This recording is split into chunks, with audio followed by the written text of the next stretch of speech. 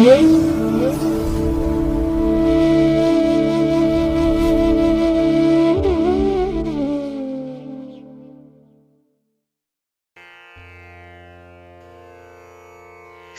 ಮಹಾಗಣಪತಯೇ ನಮಃ. ಶ್ರೀ ಗುರುಭ್ಯೋ ನಮಃ. ಹರಿ ಓಂ. ಪ್ರೀತಿಯ ವೀಕ್ಷಕ ಬಂಧುಗಳೇ, ತಮಗೆಲ್ಲರಿಗೂ ಸಿರಿಗನ್ನಡ ಸುದ್ದಿವಾಹಿನಿಗೆ ಸ್ವಾಗತ. ದಯಾಮಯನಾದಂಥ ಭಗವಂತನ ಅನುಗ್ರಹ ತಮ್ಮೆಲ್ಲರಿಗೆ ಪ್ರಾಪ್ತಿಯಾಗಲಿ, ತಮ್ಮೆಲ್ಲರ ಜೀವನ ಆರೋಗ್ಯದಾಯಕವಾಗಿರಲಿ, ಸಂತೃಪ್ತಿದಾಯಕವಾಗಿರಲಿ ಎಂದು ಭಗವಂತನಲ್ಲಿ ಪ್ರಾರ್ಥನೆಯನ್ನು ಮಾಡ್ತಾ ಈ ದಿನದ ಪಂಚಾಂಗ ಫಲ ಹೇಗಿದೆ ನೋಡೋಣ ಬನ್ನಿ. ಹಾಗೆ ದ್ವಾದಶ ರಾಶಿಯವರ ಗೋಚಾರ ಫಲಾಫಲಗಳು ಹೇಗಿವೆ, ಅದರಲ್ಲೂ ಶ್ರೀ ಪರಾಭವ ನಾಮ ಸಂವತ್ಸರದ ವಾರ್ಷಿಕ ಫಲ ಹೇಗಿದೆ ಅನ್ನುವಂಥ ವಿಚಾರಗಳನ್ನು ಕೂಡ ತಿಳ್ಕೊಳ್ಳೋಣ. ಈ ದಿನ 2026ರ ಮಾರ್ಚ್ ತಿಂಗಳ 21ನೇ ತಾರೀಕು ಸ್ಥಿರವಾಸರ ಅಂದರೆ ಶನಿವಾರ. ಇದು ಶ್ರೀ ಪರಾಭವ ನಾಮ ಸಂವತ್ಸರದ ಉತ್ತರಾಯಣ, ವಸಂತ ಋತು, ಚೈತ್ರ ಮಾಸ, ಶುಕ್ಲ ಪಕ್ಷದ ತದಿಗೆಯ ತಿಥಿ ಇರುವಂಥ ದಿನ.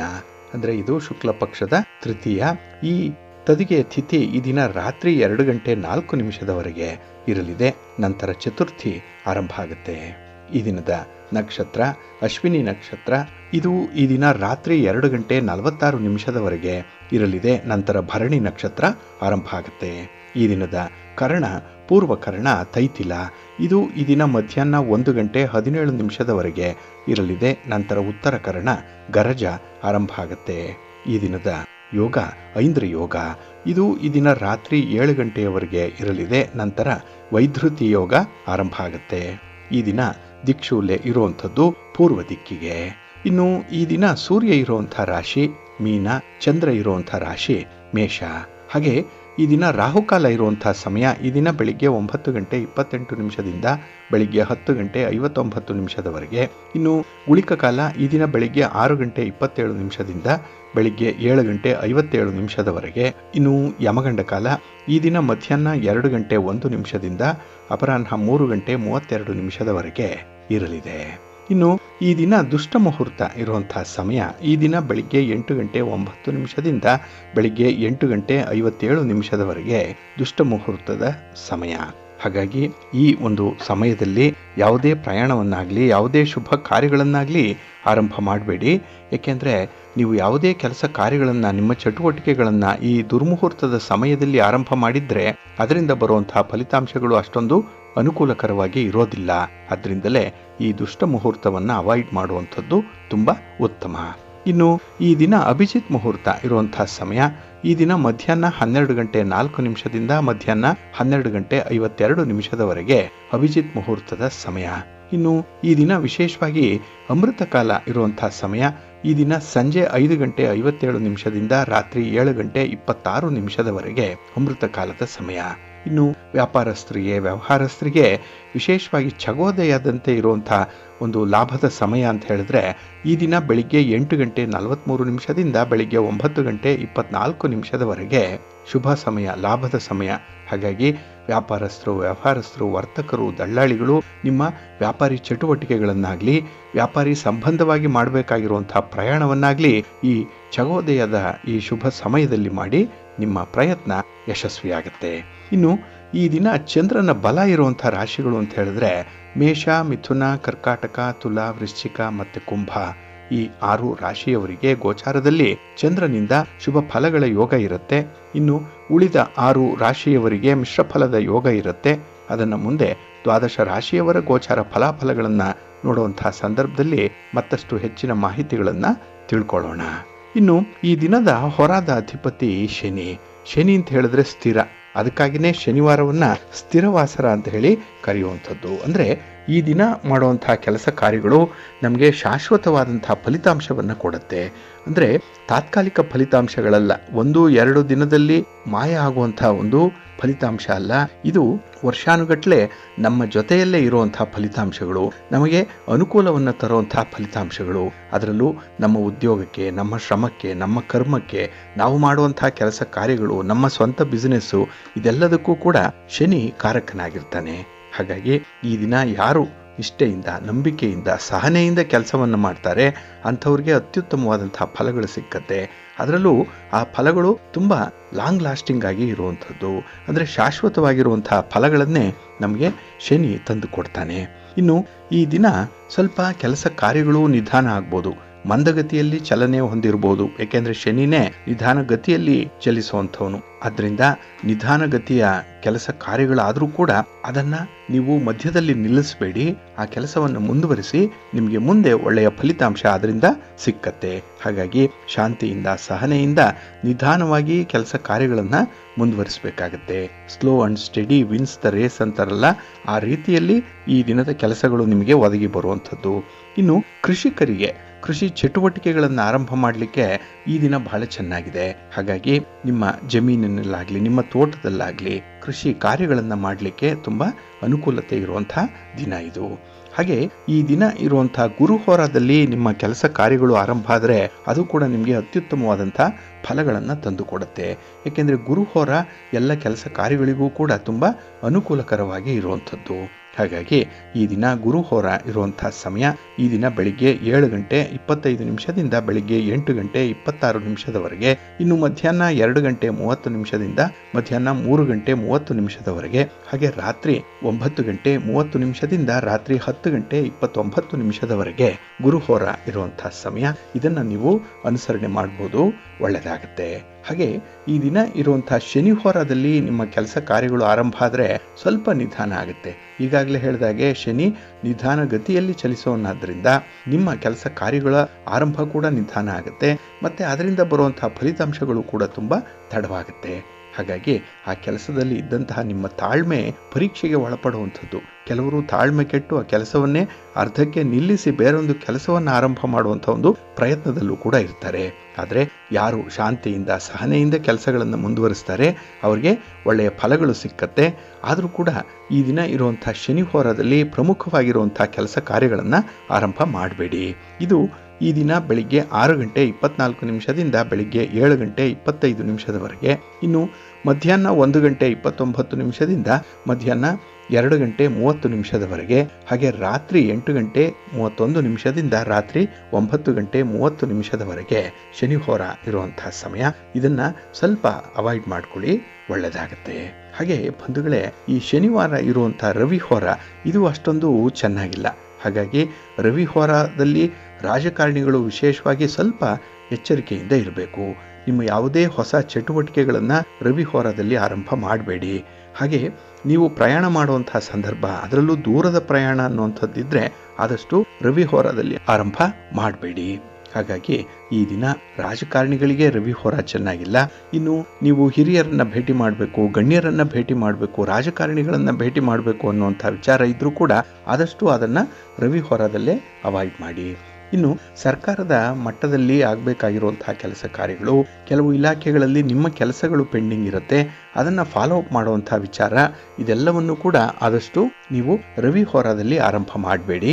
ಇದು ಈ ರವಿ ಹೋರ ಈ ದಿನ ಬೆಳಿಗ್ಗೆ 9:26 ಬೆಳಿಗ್ಗೆ 10:27 ಇನ್ನು ಅಪರಾಹ್ನ 4:31 ಸಂಜೆ 5:32 ಹಾಗೆ ರಾತ್ರಿ 11:28 ರಾತ್ರಿ 12:28 ರವಿ ಹೋರ ಇರುವಂಥ ಸಮಯ. ಇದನ್ನು ಸ್ವಲ್ಪ ಅವಾಯ್ಡ್ ಮಾಡ್ಕೊಳ್ಳಿ, ಒಳ್ಳೆಯದಾಗುತ್ತೆ.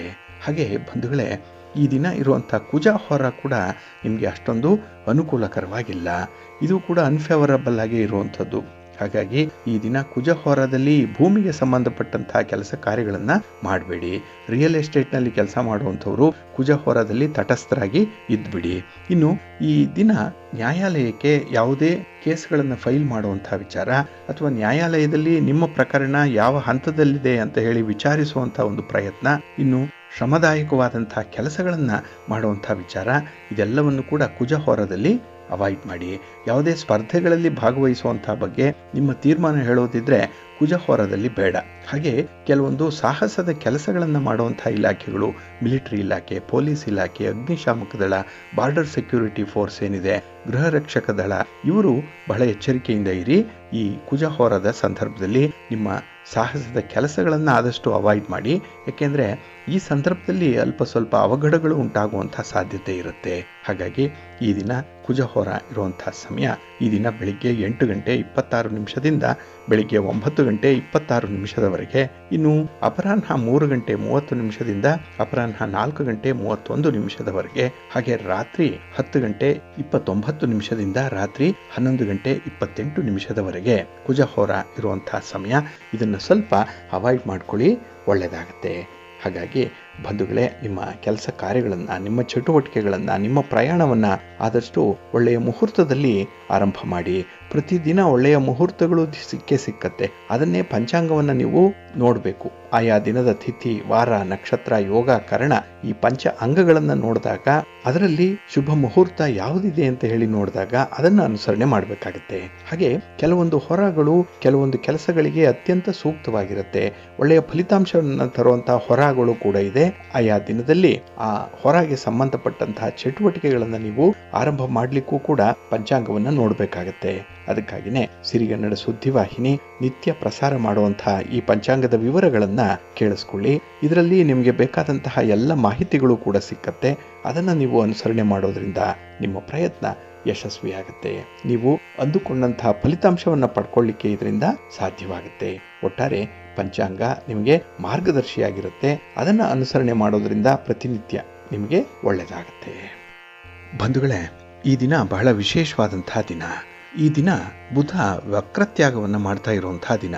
ಹಾಗಾಗಿ ವ್ಯಾಪಾರಸ್ಥರಿಗೆ, ವ್ಯವಹಾರಸ್ಥರಿಗೆ ಆಗ್ತಾ ಇದ್ದಂತಹ ಕೆಲವೊಂದು ಏರುಪೇರುಗಳೇನಿದೆ ಅದು ಸರಿ ಹೋಗುವಂತಹ ಸಂದರ್ಭ. ಬುಧ ನೇರ ಚಲನೆಯಲ್ಲಿ ಇರ್ತಾನೆ ಈ ದಿವಸದಿಂದ. ಇನ್ನು ಶನಿ ಉತ್ತರಾಭಾದ್ರ 2ನೇ ಪಾದಕ್ಕೆ ಪ್ರವೇಶ ಆಗ್ತಾ ಇರುವಂತಹ ಸಂದರ್ಭ. ಮೀನರಾಶಿಯಲ್ಲಿ ಶನಿ ಸ್ಥಿತನಾಗಿದ್ದು ಉತ್ತರಾಭಾದ್ರ 2ನೇ ಪಾದಕ್ಕೆ ಪ್ರವೇಶ. ಇನ್ನು ಕೆಲವರು ಈ ಪರಾಭವ ನಾಮ ಸಂವತ್ಸರದಲ್ಲಿ ಅಧಿಕ ಮಾಸ ಯಾವ ದಿನದಿಂದ ಬರುತ್ತೆ ಅನ್ನುವಂಥ ವಿಚಾರವನ್ನ ಮತ್ತೆ ಕೇಳಿದ್ದಾರೆ.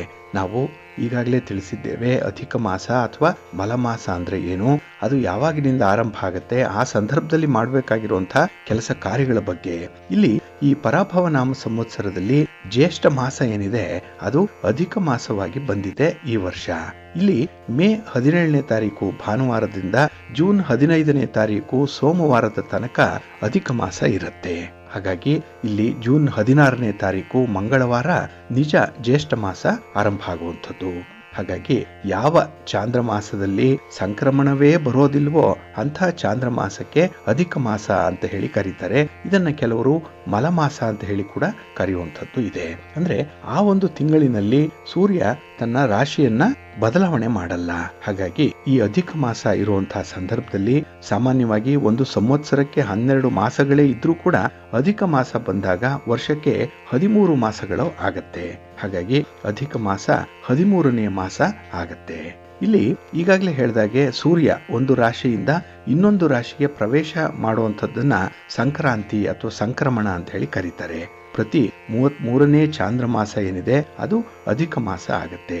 ಇಲ್ಲಿ ವಸಿಷ್ಠ ಸಿದ್ಧಾಂತದ ಪ್ರಕಾರ ಅಧಿಕ ಮಾಸ 32 ತಿಂಗಳು 16 ದಿವಸ 3 ಗಂಟೆ 12 ನಿಮಿಷಕ್ಕೆ ಬರುತ್ತೆ ಅನ್ನುವಂಥ ಲೆಕ್ಕಾಚಾರ ಇದೆ. ಹಾಗಾಗಿನೇ ಈ ಸೌರಮಾನ ಮತ್ತೆ ಚಾಂದ್ರಮಾನದ ವಾರ್ಷಿಕ ವ್ಯತ್ಯಾಸಗಳೇನಿದೆ 10 ದಿವಸಗಳು ಅದನ್ನ ಅಧಿಕ ಮಾಸದಲ್ಲಿ ಸೇರಿಸ್ತಾರೆ. ಹಾಗಾಗಿ ಪ್ರತಿ 3 ವರ್ಷಕ್ಕೆ ಒಮ್ಮೆ ಅಧಿಕ ಮಾಸ ಬರುತ್ತೆ. ಇಲ್ಲಿ ಸೌರ ವರ್ಷವನ್ನ ಚಂದ್ರ ವರ್ಷದೊಂದಿಗೆ ಸಮನ್ವಯಗೊಳಿಸಲಿಕ್ಕಾಗಿನೇ ಪ್ರತಿ 3ನೇ ವರ್ಷಕ್ಕೆ ಆ ವರ್ಷದ ಪಂಚಾಂಗಕ್ಕೆ ಒಂದು ಚಂದ್ರ ತಿಂಗಳನ್ನ ಸೇರಿಸಲಾಗುತ್ತೆ. ಚಂದ್ರ ತಿಂಗಳು ಅಂದ್ರೆ 30 ದಿನ. ಇದನ್ನೇ ಅಧಿಕ ಮಾಸ ಅಂತ ಹೇಳಿ ಕರೆಯುವಂಥದ್ದು. ಹಾಗಾಗಿನೇ ಈ ಒಂದು ಪರಿಸ್ಥಿತಿ ಸ್ವಾಭಾವಿಕವಾಗಿನೇ ಉದ್ಭವಿಸುತ್ತೆ. ಏಕೆಂದ್ರೆ ಈ ಚಾಂದ್ರ ಮಾಸದಲ್ಲಿ ಸೂರ್ಯ ಸಂಕ್ರಾಂತಿ ಉಂಟಾಗಲ್ಲ. ಹಾಗಾಗಿ ಸೂರ್ಯನ ಸಂಕ್ರಾಂತಿ ಸಂಭವಿಸದೇ ಇರುವಂತಹ ಚಂದ್ರ ಮಾಸ ಏನಿದೆ ಅದನ್ನ ಅಧಿಕ ಮಾಸ ಅಂತ ಹೇಳಿ ಕರೆಯುವಂಥದ್ದು. ಹಾಗಾಗಿ ಇಲ್ಲಿ ಅಧಿಕ ಮಾಸದ ಬಗ್ಗೆ ನಿಮ್ಗೆ ಬಹಳ ಸ್ಪಷ್ಟವಾಗಿ ಗೊತ್ತಾಯ್ತು ಯಾಕೆ ಅಧಿಕ ಮಾಸ ಬರುತ್ತೆ ಅನ್ನುವಂಥದ್ದು. ಇಲ್ಲಿ ಈ ಅಧಿಕ ಮಾಸದಲ್ಲಿ ಮತ್ತೆ ಕೃಷ್ಣ ಪಕ್ಷ ಶುಕ್ಲ ಪಕ್ಷ ಅಂತ ಹೇಳಿ ಬರುತ್ತಲ್ಲ, ಅಲ್ಲಿ ಪ್ರತ್ಯೇಕವಾಗಿ ಏಕಾದಶಿಗಳು ಕೂಡ ಬರುವಂಥದ್ದು ಇದೆ. ಹಾಗಾಗಿ ಇಲ್ಲಿ ಅಧಿಕ ಮಾಸದಲ್ಲಿ ಬರುವಂತಹ ಈ ಏಕಾದಶಿಗಳನ್ನ ಪದ್ಮಿನಿ ಏಕಾದಶಿ ಮತ್ತೆ ಪರಮ ಏಕಾದಶಿ ಅಂತ ಹೇಳಿ ಕೂಡ ಕರೆಯುವಂಥದ್ದಿದೆ. ಈ ಏಕಾದಶಿಗೆ ಪುರುಷೋತ್ತಮ ನಾಮಕನಾದಂತಹ ಪರಮಾತ್ಮ ನಿಯಾಮಕನಾಗಿರ್ತಾನೆ. ಆದ್ರಿಂದಲೇ ಅಧಿಕ ಮಾಸಕ್ಕೆ ಪುರುಷೋತ್ತಮ ಮಾಸ ಅಂತ ಹೇಳಿ ಕೂಡ ಕರೆಯುವಂಥದ್ದು ಇದೆ. ಇದರ ಜೊತೆಗೆ ಸಕಲ ಮಲವನ್ನ ಕಳೆಯುವಂತಹ ಮಾಸವಾದ್ರಿಂದ ಅಧಿಕ ಮಾಸಕ್ಕೆ ಮಲಮಾಸ ಅನ್ನುವಂಥ ಒಂದು ಹೆಸರು ಕೂಡ ಕೆಲವರು ಕರೆದಿದ್ದಾರೆ. ಯಾಕೆಂದ್ರೆ ಈ ಮಾಸದಲ್ಲಿ ಎಲ್ಲ ಕೆಲಸ ಕಾರ್ಯಗಳನ್ನ ದೇವರಿಗೆ ಮುಡುಪಾಗಿ ಇಡಬೇಕು ಅನ್ನುವಂಥದ್ದು, ದೇವರ ನಾಮಸ್ಮರಣೆ, ದೇವರ ಪಾರಾಯಣ ಮಾಡುವಂಥದ್ದು, ಸತ್ಸಂಗ, ಜಪ, ತಪ, ಹೋಮ, ಹವನ, ದೇವತಾ ಕಾರ್ಯಗಳನ್ನ ಮಾಡುವಂಥದ್ದು, ದಾನ ಧರ್ಮಾದಿಗಳನ್ನ ಮಾಡುವಂಥದ್ದು ನಾವು ಎಷ್ಟು ಶ್ರದ್ಧೆಯಿಂದ ಮಾಡ್ತೇವೆಯೋ ಅಷ್ಟು ಅಧಿಕ ಫಲ ನಮಗೆ ಸಿಕ್ಕತ್ತೆ. ಹಾಗಾಗಿನೇ ಈ ಅಧಿಕ ಮಾಸದಲ್ಲಿ ಶುಭ ಕಾರ್ಯಗಳು ನಿಷಿದ್ಧವಾಗಿರುತ್ತೆ, ಆದ್ರೆ ದೇವತಾ ಕಾರ್ಯಗಳನ್ನ ಮಾಡಬೇಕು ಅನ್ನುವಂಥದ್ದು ಇದೆ. ಹಾಗಾಗಿನೇ ವಿವಾಹ, ಉಪನಯನ, ಗೃಹ ಪ್ರವೇಶ ಇತ್ಯಾದಿ ಯಾವ ಮಂಗಳ ಕಾರ್ಯಗಳೂ ಕೂಡ ಈ ಅಧಿಕ ಮಾಸದಲ್ಲಿ ನಡೆಯಲ್ಲ. ಹಾಗೆ ಈ ಅಧಿಕ ಮಾಸದಲ್ಲಿ ನೀವೇನಾದ್ರೂ ದಾನ ಮಾಡುವಂಥದ್ದಿದ್ರೆ ಅದರಲ್ಲಿ ಯಾವುದೇ ಪದಾರ್ಥ ದಾನ ಮಾಡಿ, ಅದು 33 ಸಂಖ್ಯೆಯಲ್ಲಿ ದಾನ ಮಾಡಬೇಕು ಅನ್ನುವಂಥದ್ದು ಇದೆ. ಇಲ್ಲಿ 33ರ ಸಂಕೇತ 3 + 3 6 ಅರಿಷಡ್ ವರ್ಗಗಳ ಮೇಲಿನಂತಹ ಜಯ ಇದು. ಇನ್ನು 3 × 3 ಅಂತ ಹೇಳಿದ್ರೆ 9, ಅಲ್ಲಿ ನವವಿಧ ಭಕ್ತಿಯ ಸಂಕೇತವನ್ನು ತೋರಿಸುತ್ತೆ. ಹಾಗೆ 3/3 ಅಂತ ಹೇಳಿದ್ರೆ 1, ಇದು ಭಗವಂತ ಒಬ್ಬನೇ ಪುರುಷೋತ್ತಮನನ್ನ ನೇರವಾಗಿ ಭಜಿಸಬೇಕು ಅನ್ನುವಂಥದ್ದನ್ನ ತಿಳಿಸತ್ತೆ. ಹಾಗಾಗಿನೇ ಅಧಿಕ ಮಾಸದಲ್ಲಿ ವಿಶೇಷವಾಗಿ ಅತಿರಸವನ್ನ ದಾನ ಮಾಡಬೇಕು, ಅಂದ್ರೆ ಅಪೂಪ, ಇದನ್ನ ದಾನ ಮಾಡಬೇಕು ಅನ್ನುವಂಥದ್ದಿದೆ. ಕಜ್ಜಾಯವನ್ನ ಇಲ್ಲಿ ಅಧಿಕ ಮಾಸದಲ್ಲಿ ಈ ಒಂದು ದಾನ ಧರ್ಮಾದಿಗಳನ್ನ ಮಾಡಲಿಕ್ಕೆ ಸಾಧ್ಯ ಆಗಲಿಲ್ಲ ಅಂತ ಹೇಳಿದ್ರೆ ಅಧಿಕ ಮಾಸದಲ್ಲಿ ಬರುವಂತಹ ದ್ವಾದಶಿ ಹುಣ್ಣಿಮೆ ಅಲ್ಲಾದ್ರೂ ಕೂಡ ನಾವು ದಾನವನ್ನ ಮಾಡಬೇಕು ಅನ್ನುವಂಥದ್ದು ಕೂಡ ಇದೆ. ಹಾಗಾಗಿನೇ ಪುರುಷೋತ್ತಮ ಮಾಸ ಅನ್ನಿಸ್ಕೊಂಡಿರುವಂತಹ ಅಧಿಕ ಮಾಸದಲ್ಲಿ ಶ್ರೀಹರಿಯ ಚಿಂತನೆಯನ್ನ ಅನುದಿನವೂ ಮಾಡಬೇಕು, ಅನುಗಾಲವೂ ಮಾಡಬೇಕು ಅನ್ನುವಂಥದ್ದು ಇದೆ. ಇದರಿಂದ ಸಕಲ ಕಷ್ಟಗಳಿಂದ ಪಾರಾಗ್ಲಿಕ್ಕೆ ಸಾಧ್ಯವಾಗುತ್ತೆ. ಹಾಗೆ ಈ ಅಧಿಕ ಮಾಸವನ್ನ ನಿಮ್ಮ ಕುಲ ದೇವರ ದರ್ಶನ ಮಾಡಲಿಕ್ಕೆ ಬಳಸ್ಕೊಳ್ಳಿ. ಹಾಗೆ ದೇವತಾ ಕಾರ್ಯಗಳನ್ನು ನೆರವೇರಿಸಲಿಕ್ಕೆ ಇದನ್ನ ಅನುಕೂಲಕರವಾದಂತಹ ದಿನಾಂಕಗಳಲ್ಲಿ ನೀವು ನಿಗದಿ ಮಾಡ್ಕೊಳ್ಳಿ. ನಿಷ್ಠೆಯಿಂದ, ಭಕ್ತಿಯಿಂದ ನಿಮ್ಮ ಮನೆ ದೇವರನ್ನು ಕೂಡ ಆರಾಧನೆ ಮಾಡಿ ಒಳ್ಳೆಯದಾಗುತ್ತೆ. ಪ್ರೀತಿಯ ಬಂಧುಗಳೇ, ಈ ದಿನದ ವಿಶೇಷ ಕಾರ್ಯಕ್ರಮಕ್ಕೆ ತಮಗೆಲ್ಲರಿಗೂ ಕೂಡ ಸ್ವಾಗತ. ಶ್ರೀ ಪರಾಭವ ನಾಮ ಸಂವತ್ಸರದ ವಾರ್ಷಿಕ ಫಲಾಫಲಗಳು ಹೇಗಿರುತ್ತೆ ಅನ್ನುವಂಥ ವಿಚಾರವನ್ನ ನಾವು ನಿನ್ನೆ ಸಂಚಿಕೆಯಲ್ಲಿ ನೋಡಿದ್ವಿ. ಅದರಲ್ಲೂ ಮೇಷರಾಶಿ, ವೃಷಭ ರಾಶಿ, ಮಿಥುನ ರಾಶಿ ಮತ್ತೆ ಕರ್ಕಾಟಕ ರಾಶಿಯವರ ಈ 2026ರ ವಾರ್ಷಿಕ ಫಲ ಹೇಗಿರುತ್ತೆ ಅನ್ನುವಂಥ ವಿಚಾರಗಳನ್ನ ನೋಡಿದ್ವಿ. ಬಹಳ ಮುಖ್ಯವಾಗಿ ನಾವು ಇಲ್ಲಿ ಗಮನಿಸಿದ್ದು ಗುರು ಮತ್ತೆ ಶನಿ ಇವರ ಚಲನೆಯನ್ನ ಆಧರಿಸಿ. ಈಗಾಗಲೇ ತಮಗೆ ಗೊತ್ತಿದೆ, ಶನಿ ಮೀನ ರಾಶಿಯಲ್ಲಿ ಸ್ಥಿತನಾಗಿದ್ದಾನೆ. ಈ ದಿನ ಉತ್ತರ ಭಾದ್ರಾ ನಕ್ಷತ್ರ 2ನೇ ಪಾದಕ್ಕೆ ಶನಿಯ ಪ್ರವೇಶ ಆಗಿದೆ. ಹಾಗಾಗಿ ವರ್ಷ ಪೂರ್ತಿ ಈ ಶನಿ ಮೀನ ರಾಶಿಯಲ್ಲಿ ಉತ್ತರ ಭಾದ್ರಾ ಮತ್ತೆ ರೇವತಿ ನಕ್ಷತ್ರಗಳಲ್ಲಿ ಸಂಚಾರ ಮಾಡುವಂತಹ ಸಂದರ್ಭ.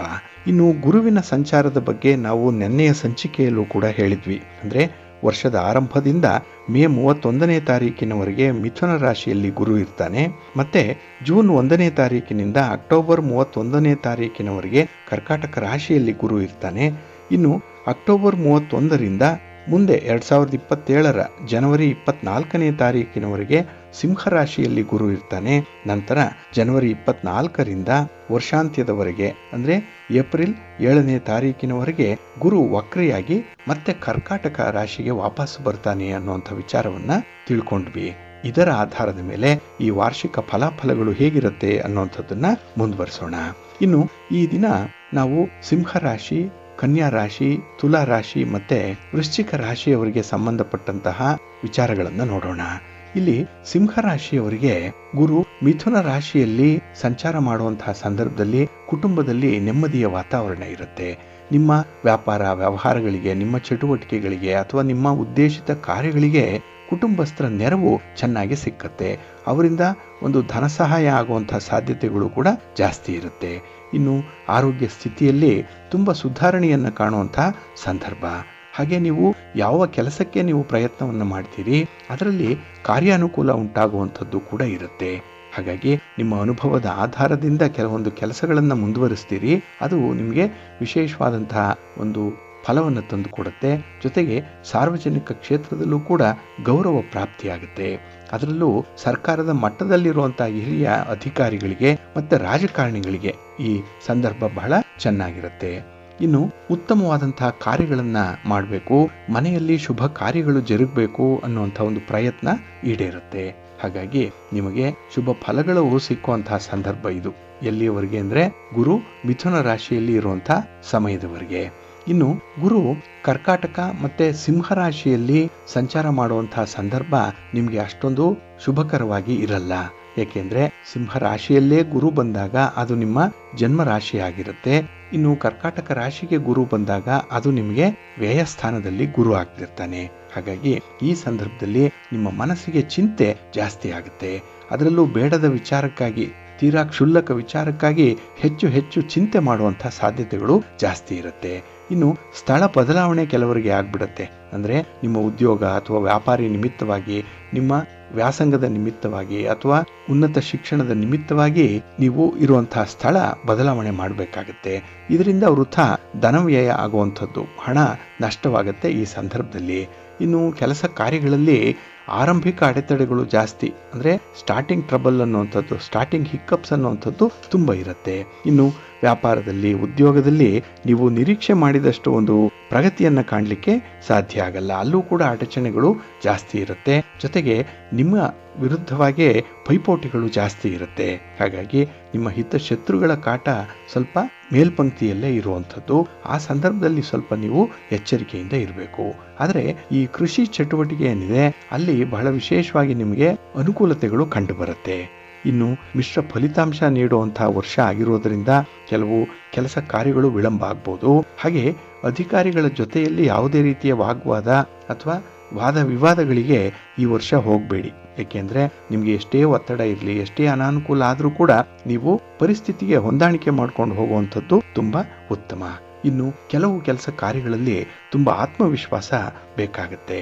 ಏಕೆಂದ್ರೆ ಹೊಸ ಜವಾಬ್ದಾರಿಗಳನ್ನು ಹೊರುವಂತಹ ಸಂದರ್ಭದಲ್ಲಿ ನಿಮಗೆ ಒಂದು ಧೈರ್ಯ, ಸ್ಥೈರ್ಯ ಜೊತೆಗೆ ಕಾನ್ಫಿಡೆನ್ಸ್ ಕೂಡ ಬೇಕು. ಆಗ ಮಾತ್ರ ಕೆಲಸದಲ್ಲಿ ಮುಂದುವರಿಲಿಕ್ಕೆ ಸಾಧ್ಯ ಆಗುತ್ತೆ.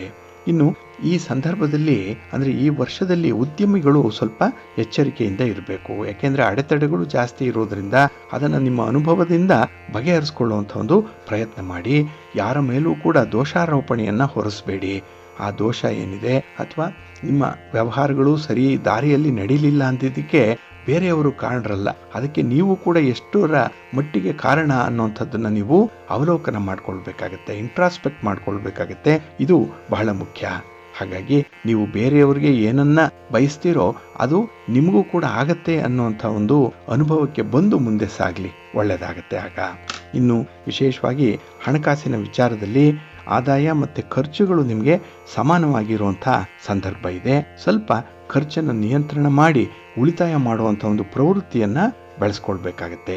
ಅದಕ್ಕಾಗಿನೇ ಹಿರಿಯರ ಮಾತುಗಳನ್ನು ಕೇಳಿಸ್ಕೊಳ್ಬೇಕು, ಅವರ ಸಲಹೆಯನ್ನು ನೀವು ಪರಿಪಾಲನೆ ಮಾಡಬೇಕಾಗತ್ತೆ. ಜೊತೆಗೆ ಮನೆಯ ನಿರ್ಧಾರ ಏನಿದೆ ಕುಟುಂಬಕ್ಕಾಗಿ ಅದು ಒಂದು ನಿರ್ಧಾರ ಆಗಬೇಕು, ಅದರಲ್ಲಿ ದ್ವಂದ್ವತೆ ಅನ್ನುವಂಥದ್ದು ಇರಬಾರ್ದು.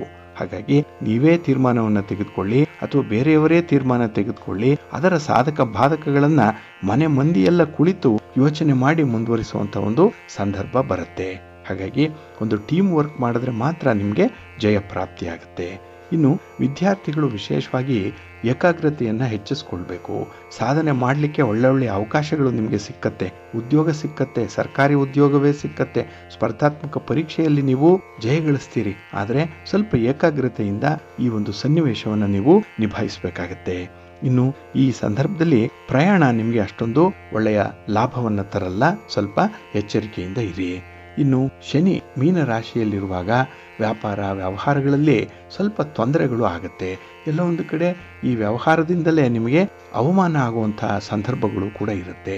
ಇನ್ನು ಸರ್ಕಾರಿ ಕ್ಷೇತ್ರದ ಕೆಲಸ ಕಾರ್ಯಗಳಲ್ಲಿ ಸ್ವಲ್ಪ ವಿಘ್ನಗಳು ಬರುವಂಥದ್ದು. ನೀವು ಅಂದುಕೊಂಡಂತಹ ಕೆಲಸ ಅಥವಾ ಆ ಒಂದು ಸ್ಪೀಡ್ಗೆ ಮುಕ್ತಾಯ ಆಗಲ್ಲ. ಹಾಗಾಗಿ ಸ್ವಲ್ಪ ಹೊಂದಾಣಿಕೆ ಮಾಡಿಕೊಳ್ಳುವಂಥ ಒಂದು ವಿಚಾರ ಬಂದಿದೆ. ಇನ್ನು ಹಣದ ಅಡಚಣೆ ಉಂಟಾಗುವಂಥದ್ದಾಗ್ಲಿ, ಅನಾರೋಗ್ಯ ಪರಿಸ್ಥಿತಿ ಆಗಲಿ ಶನಿಯಿಂದ ಉಂಟಾಗುವಂಥದ್ದು. ಹಾಗಾಗಿ ಈ ಸಂದರ್ಭ ನೀವು ಶನಿ ಮತ್ತು ರಾಹು ಇದರ ಶಾಂತಿಯನ್ನ ಮಾಡಿಸಬೇಕು. ವಿಶೇಷವಾಗಿ ಗುರು ಜಪವನ್ನ ಮಾಡಬೇಕಾಗತ್ತೆ. ಹಾಗೆ ನವಗ್ರಹ ಹೋಮವನ್ನ ಮಾಡಿಸಿ ಮನೆಯಲ್ಲಿ, ಒಳ್ಳೆಯದಾಗತ್ತೆ. ಇನ್ನು ಪ್ರತಿ ಆದಿತ್ಯವಾರ ನೀವು ಬಿಳಿಯ ಎಕ್ಕದ ಗಿಡ ಏನಿದೆ ಅದಕ್ಕೆ 7 ಸುತ್ತು ಪ್ರದಕ್ಷಿಣೆ ಮಾಡುವಂಥದ್ದನ್ನ ಮಾಡಿ, ಪ್ರತಿ ವಾರ ಮಾಡಿ, ಒಳ್ಳೆಯದಾಗುತ್ತೆ. ಅಥವಾ ನಿಮ್ಮ ಕೆಲಸ ಕಾರ್ಯಗಳು ಸಕ್ಸಸ್ ಆಗುವವರೆಗೂ ಕೂಡ ಅದನ್ನು ಮಾಡ್ತಾ ಇರಿ. ನಿಮಗೆ ಉತ್ತಮವಾದಂತಹ ಫಲ ಸಿಕ್ಕತ್ತೆ. ನಿಮ್ಮ ಮನೆ ದೇವರು, ನಿಮ್ಮ ಕುಲೆ ದೇವರು ಸೂರ್ಯನಾರಾಯಣ ಸ್ವಾಮಿ ನಿಮಗೆ ಒಳ್ಳೆಯದನ್ನೇ ತರ್ತಾರೆ, ಒಳ್ಳೆಯದಾಗತ್ತೆ. ಕನ್ಯಾ ರಾಶಿ. ಕನ್ಯಾ ರಾಶಿಯವರಿಗೆ ಶ್ರೀ ಪರಾಭವ ನಾಮ ಸಂವತ್ಸರದಲ್ಲಿ ಮಿಶ್ರ ಫಲಗಳು ಇರುವಂಥದ್ದು. ಬಹಳ ವಿಶೇಷವಾಗಿ ನೀವು ಈ ಗುರು ಮತ್ತು ಶನಿಯ ಚಲನೆಯನ್ನು ಗಮನಿಸಬೇಕು. ಇಲ್ಲಿ ಮಿಥುನ ರಾಶಿಯಲ್ಲಿ ಗುರು ಇದ್ದಾಗ ನಿಮಗೆ ಅಶುಭದಾಯಕ. ಯಾಕೆಂದರೆ 10ನೇ ಮನೆಯಲ್ಲಿ ಉದ್ಯೋಗ ಸ್ಥಾನದಲ್ಲಿ ಗುರು ಇರ್ತಾನೆ, ಅಲ್ಲಿ ನಿಮಗೆ ಒಳ್ಳೆಯ ಫಲಗಳು ಸಿಕ್ಕಲ್ಲ. ಇನ್ನು ಕರ್ಕಾಟಕ ರಾಶಿಗೆ ಗುರು ಬಂದರೆ ನಿಮಗೆ ಲಾಭ ಸ್ಥಾನ, ಅಲ್ಲಿ ವಿಶೇಷವಾದಂಥ ಲಾಭ ಸಿಕ್ಕತ್ತೆ, ಕಾರ್ಯಸಿದ್ಧಿ ಉಂಟಾಗುತ್ತೆ. ನೀವು ಅಂದುಕೊಂಡಂತಹ ಕೆಲಸ ಕಾರ್ಯಗಳನ್ನು ಆ ಒಂದು ಸಂದರ್ಭದಲ್ಲಿ ಮಾಡ್ಬೋದು. ಇನ್ನು ಸಿಂಹ ರಾಶಿಯಲ್ಲಿ ಗುರು ಬಂದಾಗ ನಿಮಗೆ 12ನೇ ಮನೆ ಆಗುತ್ತೆ, ವ್ಯಯಸ್ಥಾನ. ಹಾಗಾಗಿ ಅಲ್ಲೂ ಕೂಡ ನಿಮಗೆ ಮಿಶ್ರ ಫಲಗಳು ಇರುವಂಥ ಸಂದರ್ಭ. ಹಾಗಾಗಿ ಗುರು ಮಿಥುನ ಮತ್ತು ಸಿಂಹ ರಾಶಿಗಳಲ್ಲಿ ಸಂಚಾರ ಮಾಡುವಾಗ ನಿಮಗೆ ಅಶುಭದಾಯಕನಾಗಿರ್ತಾನೆ. ಇಲ್ಲಿ ಕೃಷಿ ಚಟುವಟಿಕೆಗಳಲ್ಲಿ ಅಥವಾ ಪಶುಪಾಲನೆ ಮಾಡುವಂಥವ್ರಿಗೆ ಅಲ್ಪ ಪ್ರಗತಿ ಅನ್ನುವಂಥದ್ದು ಇದೆ. ಫಲ ನೀವು ನಿರೀಕ್ಷೆ ಮಾಡಿದಷ್ಟು ಸಿಕ್ಕಲ್ಲ, ಆದರೆ ಮಧ್ಯಮ ಪ್ರಮಾಣದಲ್ಲಿ ಇರುತ್ತೆ. ಆದರೆ ಯಾರು ಉದ್ಯೋಗಿಗಳಿದ್ದೀರಿ ಅಥವಾ ಯಾರು ಸ್ವಂತ ಬಿಸ್ನೆಸ್ಸನ್ನು ಮಾಡ್ತಾ ಇದ್ದೀರಿ ಅಂಥವ್ರಿಗೆ ಸ್ವಲ್ಪ ಓಡಾಟ ಜಾಸ್ತಿ ಇರುತ್ತೆ. ನಿಮ್ಮ ಪ್ರಯತ್ನಕ್ಕೆ ತಕ್ಕ ಫಲಿತಾಂಶಗಳು ಸಿಕ್ಕಲ್ಲ. ಹಾಗಾಗಿ ನಿಮ್ಮ ಎಫರ್ಟ್ ಜಾಸ್ತಿ ಆಗುತ್ತೆ, ಬರುವಂಥ ಫಲ ಕಡಿಮೆ ಆಗುತ್ತೆ. ಇನ್ನು ಕಾರ್ಯ ಸಾಧನೆ ಮಾಡುವಂಥ ಸಂದರ್ಭದಲ್ಲಿ ತುಂಬ ತಿರುಗಾಟ ಜಾಸ್ತಿ ಇರುತ್ತೆ, ಅಲೆದಾಟ ಜಾಸ್ತಿ. ಹಾಗಾಗಿ ಒಂದು ಇಲಾಖೆಯಿಂದ ಮತ್ತೊಂದು ಇಲಾಖೆಗೆ ಹೋಗಬೇಕು ಕೆಲಸವನ್ನು ಮಾಡಿಕೊಳ್ಳಿಕ್ಕೆ. ಎಲ್ಲೋ ಒಂದು ಕಡೆ ಒಂದು ಸಿಂಗಲ್ ವಿಂಡೋದಲ್ಲಿ ನಿಮ್ಮ ಕೆಲಸಗಳು ಆಗಲ್ಲ ಈ ವರ್ಷದಲ್ಲಿ. ಇನ್ನು ಈ ಕಾರ್ಯ ಸಾಧನೆ ಮಾಡುವಂತಹ ಸಂದರ್ಭದಲ್ಲಿ ನಿಮ್ಮ ಬಂಧುಗಳು ಮಿತ್ರರು ಸಕಾಲಕ್ಕೆ ಕೈ ಕೊಡ್ತಾರೆ ನೋಡಿ. ಅವರನ್ನು ನಂಬಿ ನೀವು ಮೋಸ ಹೋಗುವಂಥದ್ದು ಇರುತ್ತೆ. ಹಾಗಾಗಿ ನಿಮ್ಮ ಸ್ವಂತ ಶಕ್ತಿ ಸಾಮರ್ಥ್ಯದ ಮೇಲೆ ನಂಬಿಕೆ ಇಟ್ಟು ಕೆಲಸ ಮಾಡಿದ್ರೆ ಅಲ್ಪ ಸ್ವಲ್ಪ ಲಾಭ. ಬೇರೆಯವರನ್ನು ನಂಬಿದ್ರೆ ಸಕಾಲಕ್ಕೆ ಅವರ ಸಹಕಾರ ಸಿಕ್ಕಲ್ಲ, ಆ ಸಕಾಲದಲ್ಲೇ ಕೆಲಸಗಳು ಕೂಡ ಪೂರ್ಣ ಆಗಲ್ಲ. ಇನ್ನು ಈ ಒಂದು ಸಂದರ್ಭದಲ್ಲಿ ನೀವು ಮಾಡುವಂಥ ಪ್ರಯಾಣ ಏನಿದೆ ಅದು ಅಷ್ಟೊಂದು ಸೌಖ್ಯವನ್ನು ತರಲ್ಲ. ವಾಹನದ ಒಂದು ದುರಸ್ತಿ ಇರ್ಬೋದು ಅಥವಾ ವಾಹನದ ಮೇಂಟೆನೆನ್ಸ್ ಇರ್ಬೋದು, ಅದೇ ನಿಮಗೆ ಅಧಿಕವಾಗಿಬಿಡುತ್ತೆ, ಅಡಚಣೆಗಳು ಜಾಸ್ತಿ ಇರುತ್ತೆ. ಹಾಗಾಗಿನೇ ದೂರದ ಪ್ರಯಾಣವನ್ನ ಈ ಒಂದು ಸಂದರ್ಭದಲ್ಲಿ ಅಂದರೆ ಗುರು ಮಿಥುನ ಮತ್ತೆ ಸಿಂಹ ರಾಶಿಯಲ್ಲಿದ್ದಾಗ ಮಾಡಲಿಕ್ಕೆ ಹೋಗಬೇಡಿ.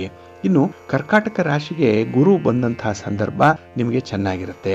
ಲಾಭದಲ್ಲಿ ಗುರು ಇದ್ದಾನೆ, 11ನೇ ಮನೆ, ವಿಶೇಷವಾದಂತಹ ಒಂದು ಗುರುವಿನ ಅನುಗ್ರಹ ನಿಮಗೆ ಸಿಕ್ಕತ್ತೆ, ಗುರುಬಲ ಬರುವಂಥದ್ದು. ಹಾಗಾಗಿನೇ ಆ ಒಂದು ಸಂದರ್ಭದಲ್ಲಿ ನಿಮ್ಮ ಶುಭ ಕಾರ್ಯಗಳನ್ನಾಗಲಿ ಒಳ್ಳೆಯ ಚಟುವಟಿಕೆಗಳನ್ನಾಗಲಿ ಆರಂಭ ಮಾಡಲಿಕ್ಕೆ ನಿಮಗೆ ಸಕಾಲ. ಇನ್ನು ಮಂಗಳ ಕಾರ್ಯಗಳು ಮನೆಯಲ್ಲಿ ನಡೀತಾ ಇದ್ದರೆ ಆ ಒಂದು ಸಂದರ್ಭ ಏನಿದೆ ನಿಮಗೆ ತುಂಬ ಉತ್ತಮ ಫಲಗಳನ್ನು ತಂದು ಕೊಡುತ್ತೆ. ಹಾಗಾಗಿ ವಿವಾಹ ಇರ್ಬೋದು, ಗೃಹ ಪ್ರವೇಶ ಇರ್ಬೋದು, ಇಲ್ಲ ಉದ್ಯೋಗದ ಸಂಬಂಧವಾಗಿ ಹಣಕಾಸಿನ ವಿಚಾರವಾಗಿ ನೀವು ಒಳ್ಳೆಯ ತೀರ್ಮಾನವನ್ನು ತೆಗೆದುಕೊಳ್ಳುವಂಥ ಸಂದರ್ಭ ಅದು. ಇನ್ನು ಬಂಧು ಮಿತ್ರರಿಂದ ತುಂಬ ಸಹಾಯ ಸಿಕ್ಕುವಂಥ ಒಂದು ಸಾಧ್ಯತೆ, ಇದರಿಂದ ನಿಮಗೆ ನೆಮ್ಮದಿಯ ಜೀವನ ಪ್ರಾಪ್ತಿಯಾಗುತ್ತೆ. ಇನ್ನು ಸಾರ್ವಜನಿಕ ಕ್ಷೇತ್ರದಲ್ಲೂ ಕೂಡ ನಿಮ್ಮನ್ನು ಗುರುತಿಸುವಂಥವರು ಹೆಚ್ಚು ಮಂದಿ ಇರ್ತಾರೆ. ಹಾಗಾಗಿನೇ ನೀವು ಹೆಚ್ಚಿನ ಫಲಗಳನ್ನು ನಿರೀಕ್ಷೆ ಮಾಡ್ಬೋದು. ಆದರೆ ಈ ವರ್ಷ ನಿಮಗೆ ಕೆಲಸ ಕಾರ್ಯಗಳು ಸ್ವಲ್ಪ ನಿಧಾನ ಆಗ್ಬೋದು, ನಿಧಾನವಾಗಿ ನಡೀಬಹುದು. ಆದರೂ ಕೂಡ ನಿರುತ್ಸಾಹ ಪಡಬೇಡಿ, ಆಸಕ್ತಿಯನ್ನು ಕಳ್ಕೊಳ್ಬೇಡಿ. ಒಂದು ಕನ್ಸಿಸ್ಟೆನ್ಸಿಯಲ್ಲಿ ಕೆಲಸ ಕಾರ್ಯಗಳನ್ನು ಮುಂದುವರಿಸಿ, ಒಳ್ಳೆಯದಾಗುತ್ತೆ. ಇನ್ನು ಸ್ತ್ರೀ ವರ್ಗದವರಿಂದ ವಿಶೇಷವಾದಂಥ ಒಂದು ಫಲ ನಿಮಗೆ ಸಿಕ್ಕತ್ತೆ. ಅವರ ಸಹಕಾರ, ಅವರ ಮಾರ್ಗದರ್ಶನ ನಿಮಗೆ ಅವಿಸ್ಮರಣೀಯವಾಗಿರುವಂಥ ಸಂದರ್ಭ ಆಗುತ್ತೆ. ಇನ್ನು ಸ್ಥಿರಾಸ್ತಿಗೆ ಸಂಬಂಧಪಟ್ಟಂತಹ ಕೆಲವೊಂದು ವಿಚಾರಗಳು ಈಗಾಗಲೇ ನ್ಯಾಯಾಲಯದಲ್ಲಿದ್ದರೆ ಅಥವಾ ಅದು ನೆನೆಗುದಿಗೆ ಬಿದ್ದಿದ್ರೆ, ಇತ್ಯರ್ಥ ಆಗದೇ ಇದ್ದರೆ ಅದು ಕೂಡ ಒಂದು ಹಂತಕ್ಕೆ ಬರುತ್ತೆ, ಮನಸ್ಸಿಗೆ ಸಮಾಧಾನ ಆಗುತ್ತೆ, ಇತ್ಯರ್ಥ ಪಡಿಸ್ಕೊಳ್ಳಿಕ್ಕೆ ಅವಕಾಶಗಳು ನಿಮಗೆ ಸಿಕ್ಕುವಂಥದ್ದು ಇದೆ. ಇನ್ನು ಈ ಸಂದರ್ಭ ಉದ್ಯೋಗದಲ್ಲಿರುವಂಥವ್ರಿಗೆ ಜವಾಬ್ದಾರಿಗಳು ಹೆಚ್ಚಾಗುತ್ತೆ, ಅಡಿಷನಲ್ ಚಾರ್ಜ್ ನಿಮಗೆ ಸಿಕ್ಕತ್ತೆ, ಎಕ್ಸ್ಟ್ರಾ ರೆಸ್ಪಾನ್ಸಿಬಿಲಿಟೀಸು. ಏಕೆಂದರೆ ನಿಮ್ಮ ಒಂದು ಕಾರ್ಯವೈಖರಿಯನ್ನು, ನಿಮ್ಮ ಪ್ರತಿಭೆಯನ್ನು ಕಂಡು ನಿಮ್ಮ ಮೇಲಧಿಕಾರಿಗಳು ಈ ರೀತಿಯ ಒಂದು ಒತ್ತಡವನ್ನು ನಿಮಗೆ ತರಬಹುದು, ಅಂದರೆ ಹೆಚ್ಚುವರಿ ಕೆಲಸವನ್ನು ಕೊಡೋದ್ರಿಂದ. ಆದರೆ ಕೆಲಸ ಮಾಡಲಿಕ್ಕೆ ನಿಮಗೆ ಬಹಳ ಖುಷಿ ಇದೆ, ಸಂತೋಷ ಇದೆ, ವರ್ಕೋಹಾಲಿಕ್ ನೀವು. ಅದಕ್ಕಾಗಿಯೇ ಕಷ್ಟಪಟ್ಟಾದರೂ ಕೂಡ ಅಂಥ ಕೆಲಸಗಳನ್ನು ಸರಿದೂಗಿಸ್ತೀರಿ, ಒಳ್ಳೆಯ ಅವಕಾಶಗಳು ಸಿಕ್ಕತ್ತೆ, ಒಳ್ಳೆಯ ಹೆಸರನ್ನು ಕೂಡ ಸಂಪಾದನೆ ಮಾಡ್ಕೊಳ್ತೀರಿ. ಆದರೆ ನೀವು ಏನನ್ನ ಯೋಚನೆ ಮಾಡಿ ನಿರ್ಧಾರ ಮಾಡಿ ಒಂದು ಡಿಸಿಷನ್ ಅಂತ ತೆಗೆದುಕೊಳ್ತಿರೋ ಅದರಲ್ಲಿ ಯೂಟರ್ನ್ ಆಗಬೇಡಿ. ಯಾಕೆಂದರೆ ಪದೇ ಪದೇ ಬದಲಾವಣೆ ಮಾಡುವಂಥ ಒಂದು ಮನಸ್ಥಿತಿ ಬರ್ಬೋದು. ಯಾರದ್ದೋ ಒಂದು ಒತ್ತಡ, ಕುಟುಂಬಸ್ಥರು ಹೇಳ್ತಾರೆ, ಹಿತಶತ್ರುಗಳು ಹೇಳ್ತಾರೆ, ಅಥವಾ ಬೇರೆ ಇನ್ಯಾರೋ ಸಂಬಂಧ ಪಡದಂಥ ವ್ಯಕ್ತಿಗಳು ಹೇಳಿದ್ರು ಕೂಡ ನೀವು ಕೇಳೋಣ, ಅದನ್ನೇ ಅಳವಡಿಸ್ಕೊಳ್ಳೋಣ ಅನ್ನೋವಂಥ ಒಂದು ಮನಸ್ಥಿತಿ ಆಗುತ್ತೆ. ಆದರೆ ತೆಗೆದುಕೊಂಡಂಥ ತೀರ್ಮಾನ ಪಕ್ಕಾ ಇರಲಿ, ಒಳ್ಳೆಯದಾಗುತ್ತೆ. ಇನ್ನು ಈ ವ್ಯವಹಾರದಲ್ಲಿ, ಅದರಲ್ಲೂ ಸ್ವಂತ ಬಿಸ್ನೆಸ್ಸಲ್ಲಿ ಲಾಭವನ್ನು ಗಳಿಸ್ಕೊಳ್ಳಿಕ್ಕೆ ಸ್ವಲ್ಪ ಸಮಯ ಮಾತ್ರನೇ ಇರುವಂಥದ್ದು. ಹಾಗಾಗಿ ಇಡೀ ವರ್ಷ ವ್ಯಾಪಾರ ವ್ಯವಹಾರಗಳು ತುಂಬ ಏರು ಮಟ್ಟದಲ್ಲೇ ಇರುತ್ತೆ ಅಂತ ಹೇಳಲಿಕ್ಕಾಗಲ್ಲ. ಸ್ವಲ್ಪ ಮಿಶ್ರ ಫಲಗಳೂ ಕೂಡ ಇರುತ್ತೆ, ಏಳು ಬೀಳುಗಳು ಕೂಡ ಇರುತ್ತೆ. ಅದನ್ನು ನೀವು ಅನುಸರಣೆ ಮಾಡಬೇಕಾಗತ್ತೆ. ಇನ್ನು ಈ ಸಂದರ್ಭದಲ್ಲಿ ಖರ್ಚುಗಳು ಜಾಸ್ತಿ, ವಿಪರೀತ ಖರ್ಚು. ಅದರಲ್ಲೂ ನಿಮ್ಮ ಒಂದು ಸ್ಥಾನಮಾನವನ್ನು ಉಳಿಸ್ಕೊಳ್ಳಿಕ್ಕಾಗಿ, ನಿಮ್ಮ ಹೆಸರನ್ನು ಮೇಂಟೈನ್ ಮಾಡಲಿಕ್ಕಾಗಿಯೇ ಕೆಲವೊಂದು ಖರ್ಚುಗಳು ಉಂಟಾಗುವಂಥ ಸಾಧ್ಯತೆ ಇರುತ್ತೆ. ಆದರೆ ಸ್ವಲ್ಪ ಸಮಾಧಾನ ಇರಲಿ. ಇನ್ನು ಕೆಲವೊಂದು ಸಮಸ್ಯೆಗಳು, ಅದು ನ್ಯಾಯಾಲಯದ ಪ್ರಕರಣ ಆಗಿರ್ಬೋದು, ಅಥವಾ ಒಂದು ಪೊಲೀಸ್ ಸ್ಟೇಷನ್ವರೆಗೆ ಹೋಗಿರುವಂಥ ಪ್ರಕರಣ ಆಗಿರ್ಬೋದು, ಅದನ್ನು ಆದಷ್ಟು ತಾಳ್ಮೆಯಿಂದ ಪರಿಹಾರ ಮಾಡಿಕೊಳ್ಳುವಂಥ ಒಂದು ಪ್ರಯತ್ನ ಮಾಡಿ. ಈ ವರ್ಷ ನೀವು ಒಳ್ಳೆಯ ಆಸ್ತಿ ಸಂಪಾದನೆ ಮಾಡ್ತೀರಿ. ಪಿತ್ರಾರ್ಜಿತವಾಗಿ ಬರಬೇಕಾದಂಥ ಆಸ್ತಿ ಕೂಡ ನಿಮಗೆ ಸಿಕ್ಕತ್ತೆ. ಆದರೆ ನಿಮ್ಮ ಆಲಸ್ಯ ಮನೋಭಾವವನ್ನು ಮಾತ್ರ ಅಲ್ಲಿ ತೋರಿಸಬಾರ್ದು, ಸ್ವಲ್ಪ ಚುರುಕಾಗಿ ಇರಬೇಕಾಗತ್ತೆ. ಇನ್ನು ಈ ಒಂದು ವರ್ಷದಲ್ಲಿ ನೀವು ವಿಶ್ರಾಂತಿಯ ಕಡೆಗೆ, ನಿಮ್ಮ ಆರೋಗ್ಯದ ಕಡೆಗೆ ತುಂಬ ಗಮನ ಕೊಡಬೇಕಾಗತ್ತೆ. ಪೌಷ್ಟಿಕ ಆಹಾರವನ್ನೇ ತೆಗೆದುಕೊಳ್ಳಿ. ಹಾಗೆ ನಿದ್ದೆಯನ್ನು ಕಟ್ಟಬೇಡಿ. ಅಂದರೆ ನಿಮ್ಮ ವಿಶ್ರಾಂತಿ, ನಿಮ್ಮ ನಿದ್ರೆ ಅದು ಕಾಲಕ್ಕೆ ಯೋಜಿತ ರೀತಿಯಲ್ಲಿ ನಡೀತಾ ಇರಬೇಕಾಗತ್ತೆ. ಹಾಗೆ ವಿಶೇಷತೆ ಅಂತ ಹೇಳಿದ್ರೆ, ನಿಮ್ಮ ಮನಸ್ಸು ಬಹಳ ತೃಪ್ತಿಯಾಗಿರುವಂಥ ವರ್ಷ ಇದು. ಹಾಗಾಗಿ ಮನಸ್ಸಿನ ಖುಷಿ, ಸಂತೋಷ, ಮನರಂಜನೆ ಇದೆಲ್ಲವೂ ಕೂಡ ನಿಮಗೆ ಈ ದಿನ ಸಿಕ್ಕತ್ತೆ. ಆದರೆ ನಿಮ್ಮ ಕುಟುಂಬಸ್ಥರ ಜೊತೆಯಲ್ಲಿ ನೀವು ಕೂಡ ಒಂದು ಸಂತೋಷದ ಕ್ಷಣಗಳನ್ನು ಅನುಭವಿಸುವಂಥದ್ದು, ಜೊತೆಗೆ ಕುಟುಂಬದ ಜೊತೆಯಲ್ಲಿ ಒಂದು ಕ್ವಾಲಿಟಿ ಟೈಮನ್ನು ಕಳೆಯುವಂಥದ್ದನ್ನು ರೂಢಿಸ್ಕೊಳ್ಳಿ. ಹೆಚ್ಚಿನ ಸಮಯ ಕುಟುಂಬಕ್ಕಾಗಿ ಕೊಡಿ, ಒಳ್ಳೆಯದಾಗುತ್ತೆ. ಇನ್ನು ಈ ಸಂದರ್ಭದಲ್ಲಿ ನೀವು ನಿಮ್ಮ ಜಾತಕದಲ್ಲಿ ಯಾವುದೇ ರೀತಿಯ ದೋಷಗಳಿದ್ದರೆ ಅದನ್ನು ಪರಿಹಾರ ಮಾಡಿಕೊಳ್ಳಿ. ಉದಾಹರಣೆಗೆ ಕುಜ ದೋಷ ಇರ್ಬೋದು, ಅವಿವಾಹಿತರು ಬಹಳ ಮುಖ್ಯವಾಗಿ ಇದನ್ನು ಗಮನಿಸಬೇಕು. ಇಲ್ಲ ಕಾಳಸರ್ಪ ದೋಷ ಇರ್ಬೋದು, ಇಲ್ಲ ಪಿತೃಶಾಪ ಇರ್ಬೋದು, ಪಿತೃದೋಷ ಇರ್ಬೋದು. ಇಂಥದ್ದನ್ನು ಬಗೆಹರಿಸ್ಕೊಳ್ಳಿಕ್ಕೆ ಒಂದು ಪ್ರಿಯಾರಿಟಿಯನ್ನು ನೀಡಬೇಕಾಗತ್ತೆ. ಜೊತೆಗೆ ನವಗ್ರಹ ಶಾಂತಿಯನ್ನು ಮಾಡಿಸಿ, ನವಗ್ರಹ ಹೋಮವನ್ನು ಮಾಡಿಸಿ, ಒಳ್ಳೆಯದಾಗುತ್ತೆ.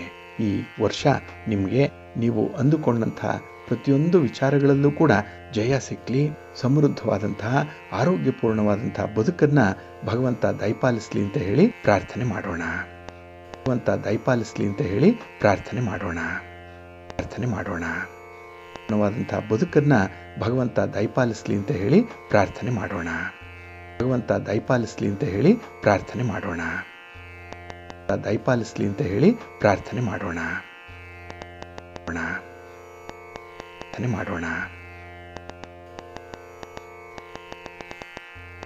ಅಂತ ಹೇಳಿ ಪ್ರಾರ್ಥನೆ ಮಾಡೋಣ.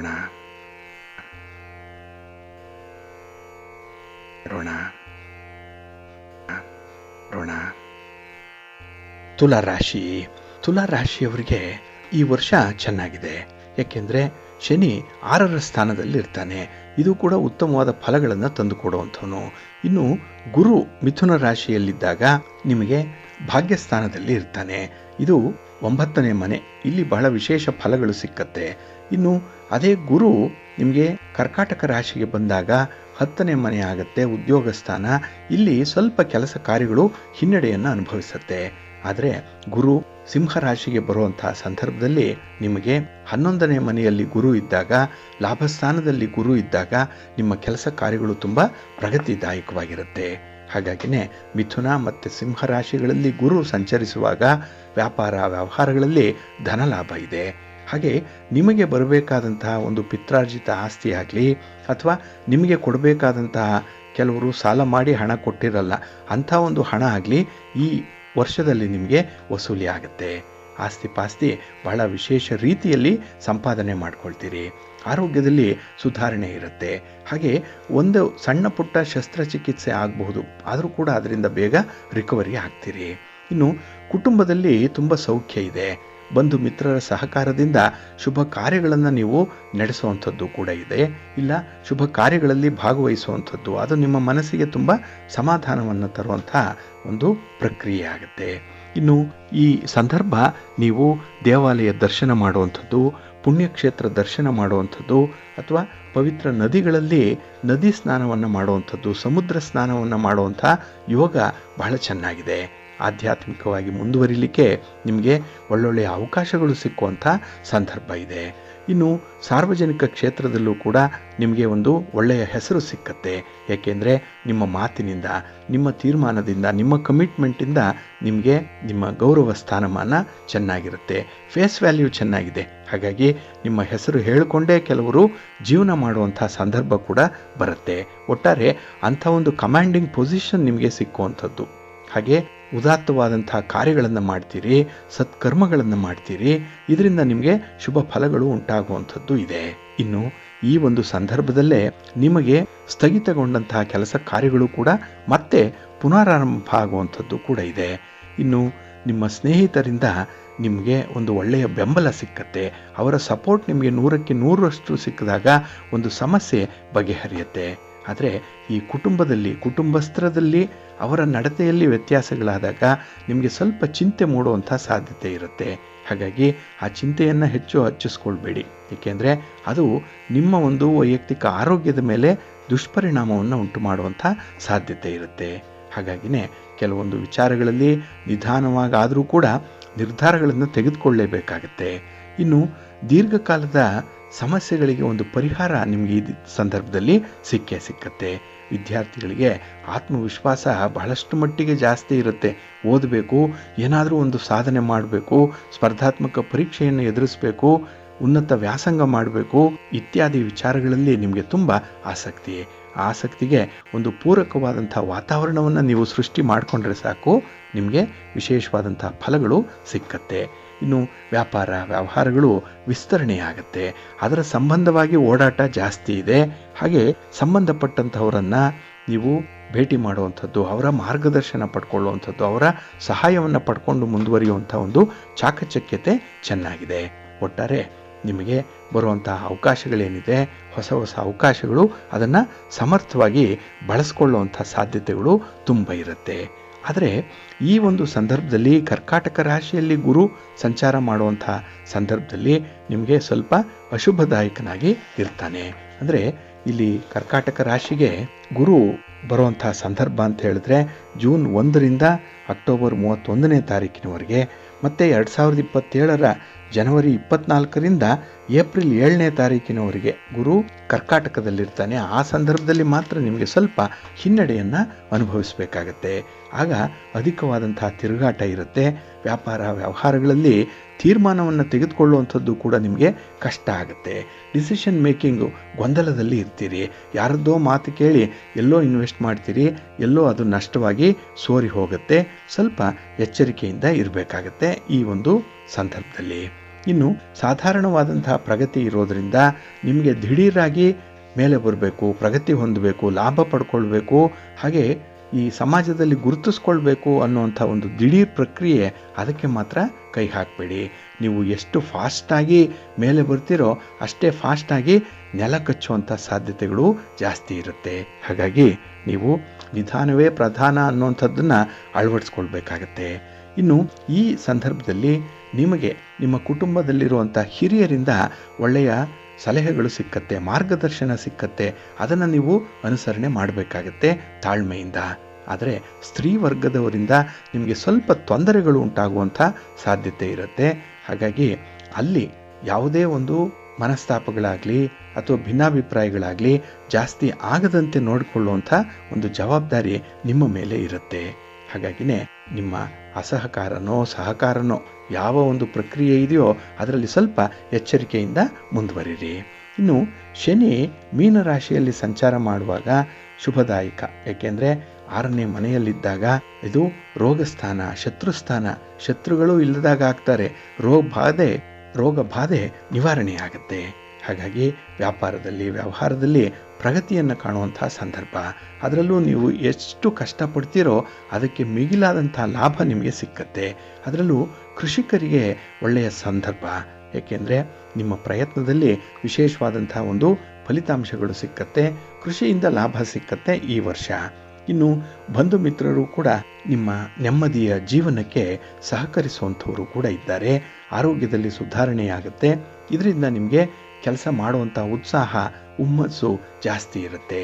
ಸೋಮಾರಿತನ ಈ ವರ್ಷ ಸ್ವಲ್ಪ ಕಡಿಮೆ ನಿಮಗೆ. ಏಕೆಂದರೆ ಕೆಲಸಗಳ ಜವಾಬ್ದಾರಿ ಹಾಗೆ ಆ ಕರ್ತವ್ಯದ ಕರೆ ಏನಿದೆ ಅದಕ್ಕೆ ನೀವು ತಲೆಬಾಗುವಂಥ ಸಾಧ್ಯತೆ ತುಂಬ ಇರುತ್ತೆ.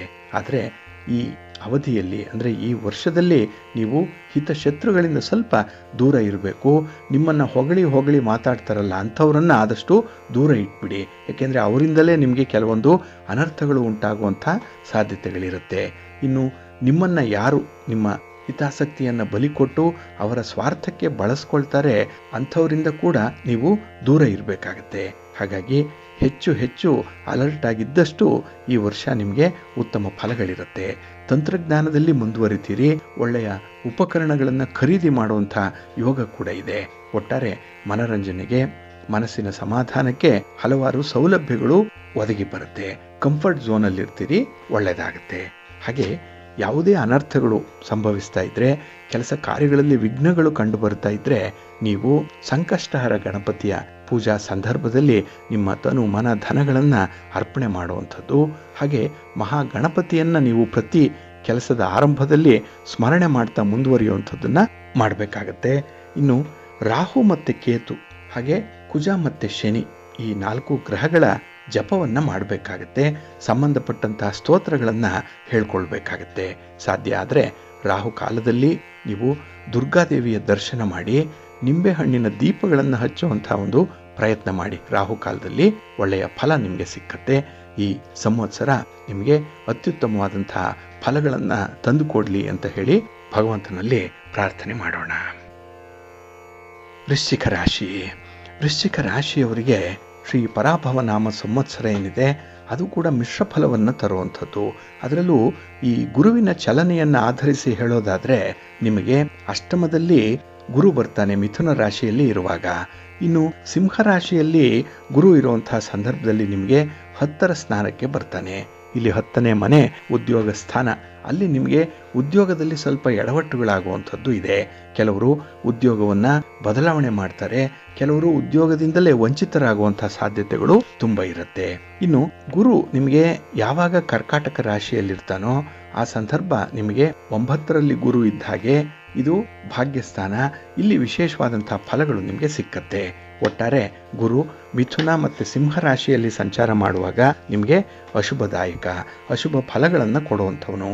ಹಾಗೆ ಗುರುಬಲ ಇರಲ್ಲ. ಹಾಗಾಗಿ ನಿಮ್ಮ ಯಾವುದೇ ರೀತಿಯ ಪ್ರಯತ್ನಗಳು ಈ ಸಂದರ್ಭದಲ್ಲಿದ್ದರೂ ಕೂಡ ಅದು ವ್ಯವಸ್ಥಿತವಾಗಿ ಆರಂಭ ಆಗಲ್ಲ. ಫಲಿತಾಂಶಗಳು ಕೂಡ ನಿಮಗೆ ತೃಪ್ತಿದಾಯಕವಾಗಿರಲ್ಲ. ಏನೋ ಕಾಟಾಚಾರಕ್ಕೆ ಒಂದು ಕೆಲಸ ಆದಾಗ ಆಗತ್ತೆ ಹೊರತು ಸಮಾಧಾನ ಅಂತೂ ಇರಲ್ಲ. ಇನ್ನು ಈ ಸಂದರ್ಭದಲ್ಲೇ ನಿಮ್ಮ ಅಮೂಲ್ಯವಾದಂತಹ ವಸ್ತುಗಳನ್ನು, ಒಡವೆಗಳನ್ನು ಅಥವಾ ಬೇರೆ ನಿಮಗೆ ತುಂಬ ಇಷ್ಟವಾಗಿರುವಂಥದ್ದನ್ನು ಕಳ್ಕೊಳ್ಳುವಂಥ ಸಾಧ್ಯತೆಗಳು ಈ ಸಂದರ್ಭದಲ್ಲಿ ಇರುತ್ತೆ. ಹಾಗಾಗಿನೇ ಇಲ್ಲಿ 8ನೇ ಮನೆಯಲ್ಲಿ ಗುರು ಇದ್ದಾಗ ಅಷ್ಟಮ, ಆ ಒಂದು ಸಂದರ್ಭ ಪ್ರಯಾಣದಲ್ಲಾಗಲಿ ವಾಹನದಿಂದಲಾಗಲಿ ನಿಮಗೆ ಸ್ವಲ್ಪ ಅವಘಡಗಳು ಉಂಟಾಗುವಂಥ ಸನ್ನಿವೇಶಗಳು ಜಾಸ್ತಿ ಇರುತ್ತೆ. ಈ ಒಂದು ಸಂದರ್ಭದಲ್ಲೇ ದುಷ್ಟ ಜನರ ಸಹವಾಸವನ್ನು ಮಾಡ್ತೀರಿ. ಅವರಿಂದ ನೀವು ತುಂಬ ಇನ್ಫ್ಲೂಯೆನ್ಸ್ ಆಗುವಂಥದ್ದು, ಕೆಟ್ಟ ದಾರಿ ಹಿಡಿಯುವಂಥದ್ದು, ದುಶ್ಚಟಗಳನ್ನು ಕಲ್ತ್ಕೊಳ್ಳುವಂಥ ಸಾಧ್ಯತೆಗಳು ಜಾಸ್ತಿ ಇರುತ್ತೆ. ಹಾಗಾಗಿ ನಿಮ್ಮನ್ನು ನೀವು ರಕ್ಷಣೆ ಮಾಡಿಕೊಳ್ಳಿಕ್ಕೆ ಮನೆ ಮಂದಿಗೆ ಸುಳ್ಳನ್ನು ಹೇಳುವಂಥದ್ದು ಅಥವಾ ಬೇರೆಯವರ ಮೇಲೆ ಆಪಾದನೆಯನ್ನು ಹೊರಿಸುವಂಥ ಒಂದು ಸ್ವಭಾವ ಜಾಸ್ತಿ ಆಗ್ಬಿಡುತ್ತೆ. ಅದನ್ನು ಆದಷ್ಟು ನಿಯಂತ್ರಣದಲ್ಲಿಟ್ಕೊಳ್ಳುವಂಥದ್ದು ಉತ್ತಮ. ಇನ್ನು ಮನಸ್ಸಿಗೆ ನಾನಾ ವಿಧದ ಚಿಂತೆ ಮೂಡುವಂಥದ್ದು. ಒಂದು ಸಮಸ್ಯೆಯನ್ನು ಬಗೆಹರಿಸಿದ್ರೆ ಅದರ ಸ್ಥಾನಕ್ಕೆ ಮತ್ತೊಂದು ಸಮಸ್ಯೆ ಬಂದು ಕೂರುವಂಥ ಸಾಧ್ಯತೆಗಳು ಜಾಸ್ತಿ ಇರುತ್ತೆ. ಹಾಗಾಗಿ ಈ ವರ್ಷ ಇಡೀ ನೀವು ಸ್ವಲ್ಪ ಎಚ್ಚರಿಕೆಯಿಂದಲೇ ದುಡಿಬೇಕಾಗತ್ತೆ. ಇನ್ನು ಈ ಕೆಲಸ ಕಾರ್ಯಗಳಲ್ಲಿ ವಿಘ್ನಗಳು ಉಂಟಾದಾಗ ಕೆಲಸ ಕಾರ್ಯಗಳ ಬಗ್ಗೆನೇ ನಿಮಗೆ ಜಿಗುಪ್ಸೆ ಬರುತ್ತೆ. ಅದರ ಬಗ್ಗೆ ಒಂದು ರೀತಿಯಲ್ಲಿ ಆಸಕ್ತಿ ಇರಲ್ಲ. ಹಾಗಾಗಿ ಕೆಲಸಗಳನ್ನು ಮುಂದೂಡುವಂಥದ್ದು ಅಥವಾ ಯಾವುದೋ ಒಂದು ಕುಂಟು ನೆಪವನ್ನು ಹೇಳಿ ಕೆಲಸವನ್ನು ಪಕ್ಕಕ್ಕೆ ಸರಿಸುವಂಥ ಒಂದು ಪ್ರಯತ್ನ ಆಗ್ತಾ ಇರುತ್ತೆ. ಸ್ವಲ್ಪ ಸೋಮಾರಿತನ ಕೂಡ ಈ ಸಂದರ್ಭದಲ್ಲಿ ಡೆವಲಪ್ ಆಗುವಂಥದ್ದು ಇದೆ. ಇನ್ನು ವ್ಯವಹಾರದಲ್ಲಿ ಸ್ವಲ್ಪ ತೊಂದರೆಗಳು ಆಗುವಂಥದ್ದು, ಪ್ರತಿಸ್ಪರ್ಧಿಗಳು ಜಾಸ್ತಿ, ಕಾಂಪಿಟೇಷನ್ ಜಾಸ್ತಿ, ಪೈಪೋಟಿ ಜಾಸ್ತಿ. ಅದನ್ನು ನೀವು ಮೆಟ್ಟಿ ನಿಲ್ಲಬೇಕು ಅಂತ ಹೇಳಿದ್ರೆ ಅವರಿಗಿಂತ ವಿಶೇಷವಾದಂತಹ ಒಂದು ಸ್ವಭಾವವನ್ನು ಬೆಳೆಸ್ಕೊಳ್ಬೇಕಾಗತ್ತೆ. ಹಾಗಾಗಿ ಸಮಯ ಪ್ರಜ್ಞೆ ಅನ್ನುವಂಥದ್ದಾಗಲಿ, ಪ್ರಾಮಾಣಿಕತೆ ಅನ್ನುವಂಥದ್ದನ್ನಾಗಲಿ ನಿಮ್ಮ ವ್ಯಾಪಾರದಲ್ಲಿ ನೀವು ತೋರಿಸ್ಬೇಕು. ಅದು ಬಹಳ ಮುಖ್ಯ. ಹಾಗಾಗಿ ವ್ಯಾಪಾರದಲ್ಲಿ ಸಕಾಲಕ್ಕೆ ವ್ಯವಹಾರಗಳನ್ನು ಮಾಡುವಂಥದ್ದಾಗಲಿ, ಪ್ರಾಮಾಣಿಕವಾಗಿ ಅದನ್ನು ಮುಂದುವರಿಸುವಂಥದ್ದನ್ನಾಗಲಿ ಮಾಡಬೇಕಾಗತ್ತೆ. ಇದಿಲ್ಲದೆ ಇದ್ದರೆ ನಿಮ್ಮ ವ್ಯಾಪಾರ ವ್ಯವಹಾರಗಳು ಅಷ್ಟಕ್ಕಷ್ಟೇ ಇರುತ್ತೆ. ಈ ಸಂದರ್ಭದಲ್ಲಿ ಅಷ್ಟಮದಲ್ಲಿ ಗುರು ಇದ್ದಾಗ ಇವೆಲ್ಲವೂ ಕೂಡ ಸಂಭವಿಸುತ್ತೆ. ಸ್ವಲ್ಪ ಸಮಾಧಾನದಿಂದ ಇರಿ, ತಾಳ್ಮೆಯಿಂದ ಇರಿ. ಇನ್ನು ಕರ್ಕಾಟಕ ರಾಶಿಯಲ್ಲಿ ಗುರು ಸಂಚರಿಸುವಂತಹ ಕಾಲ ನಿಮಗೆ ಶುಭದ ಕಾಲ. ಏಕೆಂದರೆ ಅಲ್ಲಿ ಭಾಗ್ಯೋದಯ ಆಗುವಂತಹ ಸಂದರ್ಭ. ನಿಮಗೆ ಏನು ನಷ್ಟ ಆಗಿತ್ತೋ ಈ ಗುರು ಮಿಥುನ ರಾಶಿಯಲ್ಲಿದ್ದಾಗ ಅವೆಲ್ಲವನ್ನೂ ಕೂಡ ಮತ್ತೆ ಗಳಿಸ್ಕೊಳ್ಳಿಕ್ಕೆ ಒಂದು ಒಳ್ಳೆಯ ಅವಕಾಶ ಸಿಕ್ಕುವಂಥ ಸಂದರ್ಭ. ಹಾಗಾಗಿ ಈ ವರ್ಷ ಎರಡೆರಡು ಅವಕಾಶಗಳು ನಿಮಗೆ ಬರುವಂಥದ್ದು ಇದೆ. ವ್ಯಾಪಾರದಲ್ಲಿ ವ್ಯವಹಾರದಲ್ಲಿ ಧನಲಾಭ ಇದೆ. ವ್ಯಾಪಾರವನ್ನು ವಿಸ್ತರಣೆ ಮಾಡ್ತೀರಿ. ಹೊಸ ವ್ಯಾಪಾರಕ್ಕೂ ಕೂಡ ನೀವು ಕೈ ಹಾಕುವಂಥದ್ದು ಕೂಡ ಇದೆ. ಹಾಗಾಗಿ 4-5 ಮೂಲಗಳಿಂದ ನಿಮಗೆ ಆದಾಯ ಬರಲಿಕ್ಕೆ ಆರಂಭ ಆಗುತ್ತೆ. ಹಾಗೆ ಕುಟುಂಬಸ್ಥರಲ್ಲಿ ಒಂದು ಒಗ್ಗಟ್ಟನ್ನು ಪ್ರದರ್ಶನ ಮಾಡುವಂಥದ್ದು ಇದೆ. ಹಾಗಾಗಿ ಯಾವುದೇ ಶತ್ರುವನ್ನು ಎದುರಿಸಬೇಕಾದರೂ ಕೂಡ ನೀವು ಒಗ್ಗಟ್ಟಿನ ಬಲ ಪ್ರದರ್ಶನವನ್ನು ಮಾಡ್ತೀರಿ. ಇದು ನಿಮ್ಮ ಮನಸ್ಸಿಗೆ ಒಂದು ಸೌಖ್ಯವನ್ನು ತರುತ್ತೆ. ಜೊತೆಗೆ ಆ ಕೆಲಸದಲ್ಲಿ ನಿಮಗೆ ಒಂದು ರೀತಿಯ ಕಾನ್ಫಿಡೆನ್ಸ್ ಉಂಟಾಗುವಂಥದ್ದು ಇರುತ್ತೆ. ಹಾಗಾಗಿ ಉತ್ತಮ ಪ್ರಯತ್ನಗಳು, ಉತ್ತಮವಾದಂಥ ಫಲಗಳು ಸಿಕ್ಕತ್ತೆ. ಕೃಷಿಯಲ್ಲಿ, ಪಶುಪಾಲನೆಯಲ್ಲಿ ಮಾತ್ರ ಈ ಸಲ ಭರ್ಜರಿ ಲಾಭ ನಿಮಗೆ. ಯಾಕೆಂದರೆ ಯಾವುದೇ ವಿಚಾರ, ಯಾವುದೇ ಭೂಮಿಯ ವಿಚಾರ ನಿಮಗೆ ಒಳ್ಳೆಯ ಫಲವನ್ನು ತರುತ್ತೆ. ಭೂತಾಯಿ ನಿಮ್ಮ ಕೈ ಹಿಡಿದು ನಡೆಸ್ತಾಳೆ. ಇನ್ನು ಶನಿ ಮೀನರಾಶಿಯಲ್ಲಿ ಸಂಚಾರ ಮಾಡುವಂತಹ ಸಂದರ್ಭದಲ್ಲಿ ನಿಮಗೆ ಪಂಚಮದಲ್ಲಿ ಶನಿ ಇರ್ತಾನೆ. ಪೂರ್ವ ಪುಣ್ಯ ಸ್ಥಾನ ಇದು. ಹಾಗಾಗಿ ಮಕ್ಕಳಿಂದ ಈ ವರ್ಷ ನಿಮಗೆ ಅಷ್ಟೊಂದು ಸಮಾಧಾನ ಇಲ್ಲ. ಮಕ್ಕಳ ಒಂದು ನಡತೆ, ಅವರ ಮಾತು ವಿಚಿತ್ರ ಅಂತ ಅನಿಸುತ್ತೆ. ಅದಕ್ಕಾಗಿ ಸ್ವಲ್ಪ ಬೆಲೆ ತೆರಬೇಕಾದಂತಹ ಸಂದರ್ಭಗಳು ಕೂಡ ಬರುವಂಥದ್ದು ಇದೆ. ಇನ್ನು ಶನಿ ಅಶುಭದಾಯಕನಾಗಿರೋದ್ರಿಂದ ನಿಮಗೆ ಕೆಲವೊಂದು ವ್ಯವಹಾರಗಳಲ್ಲಿ ಅಪಜಯ ಪ್ರಾಪ್ತಿಯಾಗುವಂಥದ್ದು, ದುಷ್ಟ ಜನರ ಸಹವಾಸ ಮಾಡ್ತೀರಿ. ಹಾಗೆ ಕೆಲವು ಸ್ತ್ರೀಯರ ವಿಚಾರದಲ್ಲೂ ಕೂಡ ನೀವು ಒರಟಾಗಿ ವರ್ತಿಸೋದ್ರಿಂದ ಅಲ್ಲಿಂದ ಕೂಡ ನಿಮಗೆ ತೊಂದರೆಗಳು ಉಂಟಾಗುವಂಥ ಸಾಧ್ಯತೆಗಳು ಕೂಡ ಇರುತ್ತೆ. ಒಟ್ಟಾರೆ ದುಷ್ಟ ಜನರ ಸಹವಾಸ ನಿಮಗೆ ತೊಂದರೆಗೆ ಕಾರಣ ಆಗುತ್ತೆ. ಇನ್ನು ಸೇವಕ ವರ್ಗದವರು ಅಂದರೆ ನಿಮಗೆ ನಿಮ್ಮ ಕೈ ಕೆಳಗೆ ಕೆಲಸ ಮಾಡುವಂಥವರಿಂದ ನಿಮಗೆ ಸ್ವಲ್ಪ ತೊಂದರೆಗಳು ಉಂಟಾಗುತ್ತೆ.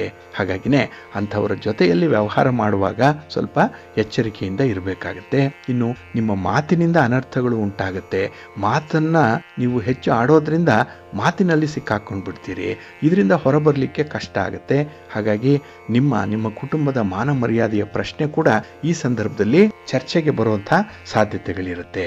ಹಾಗಾಗಿನೇ ಇಲ್ಲಿ ಧನ ವ್ಯಯ ಆಗುವುದರ ಜೊತೆಗೆ ಸ್ವಲ್ಪ ಅನಾರೋಗ್ಯದ ಸಮಸ್ಯೆಗಳು ಕೂಡ ಉಲ್ಬಣ ಆಗುತ್ತೆ. ಎಚ್ಚರಿಕೆಯಿಂದನೇ ಇರಬೇಕಾಗತ್ತೆ. ಹಾಗಾಗಿ ಇಲ್ಲಿ ಮನೆಯ ಕೆಲಸಗಳು, ನೀವೇನಾದರೂ ಮನೆ ಕಟ್ತಾ ಇದ್ರೆ ಅಥವಾ ಈ ಜಮೀನನ್ನು ಖರೀದಿ ಮಾಡುವಂಥದ್ದು ಏನಾದರೂ ಇದ್ದರೆ ಆ ಪ್ರಕ್ರಿಯೆ ಕೂಡ ಸ್ವಲ್ಪ ನಿಧಾನ ಆಗಿಬಿಡುತ್ತೆ. ಇನ್ನು ಮನೆಯಲ್ಲಿರುವಂಥ ತಂದೆ ತಾಯಿ ಇದ್ದರೆ ಅದರಲ್ಲೂ ತಾಯಿಯವರ ಆರೋಗ್ಯ ಸ್ವಲ್ಪ ಎಚ್ಚರಿಕೆಯಿಂದ ಗಮನಿಸಬೇಕಾಗತ್ತೆ. ಇನ್ನು ಉದ್ಯೋಗ ಕ್ಷೇತ್ರದಲ್ಲಿ ಬಹಳ ಜವಾಬ್ದಾರಿಯುತವಾಗಿ ನಡ್ಕೊಂಡಾಗ ಮಾತ್ರ ನಿಮ್ಮ ಮೇಲಧಿಕಾರಿಗಳ ಮಾರ್ಗದರ್ಶನ ನಿಮಗೆ ಸಿಕ್ಕತ್ತೆ. ಇಲ್ಲ ಅವರೂ ಕೂಡ ನಿಮಗೆ ವಿರೋಧಿಗಳಾಗ್ತಾರೆ. ಒಬ್ಬೊಂಟಿಯಾಗಿ ಏಕಾಂಗಿಯಾಗಿಯೇ ಪರಿಸ್ಥಿತಿಗಳನ್ನು ನಿಭಾಯಿಸಬೇಕಾಗತ್ತೆ. ಎಚ್ಚರಿಕೆಯಿಂದ ಇರಿ. ಇನ್ನು ಯಾವುದೇ ಹೊಸ ಹೂಡಿಕೆಗಳನ್ನು ಮಾಡುವಂತಹ ಸಂದರ್ಭ ಸ್ವಲ್ಪ ಜಾಗ್ರತೆ. ಕೆಲವರು ಶೇರ್ಸಲ್ಲಿ, ಸ್ಟಾಕ್ಸಲ್ಲಿ, ಮ್ಯೂಚುವಲ್ ಫಂಡ್ಸಲ್ಲಿ ಹಣವನ್ನು ತೊಡಗಿಸುವಂತಹ ವಿಚಾರ, ಅಂಥ ಆಲೋಚನೆಗಳೇನಾದರೂ ಇದ್ದರೆ ತಜ್ಞರ ನೆರವನ್ನು ಪಡ್ಕೊಳ್ಳುವಂಥದ್ದು ಉತ್ತಮ. ಏಕಾಏಕಿ ನೀವೇ ಯಾವುದೇ ತೀರ್ಮಾನವನ್ನು ಕೈಗೊಳ್ಳಲಿಕ್ಕೆ ಹೋಗಬೇಡಿ. ಈ ವರ್ಷ ನಿಮಗೆ ಅಷ್ಟೊಂದು ಒಳ್ಳೆಯ ತೀರ್ಮಾನಗಳು ಸಿದ್ಧಿಸಲ್ಲ. ಇನ್ನು ಹೆಚ್ಚು ಹೆಚ್ಚು ಮರ ಗಿಡಗಳನ್ನು ಬೆಳೆಸುವಂಥ ಒಂದು ಸಂಕಲ್ಪವನ್ನು ಮಾಡಿಕೊಳ್ಳಿ.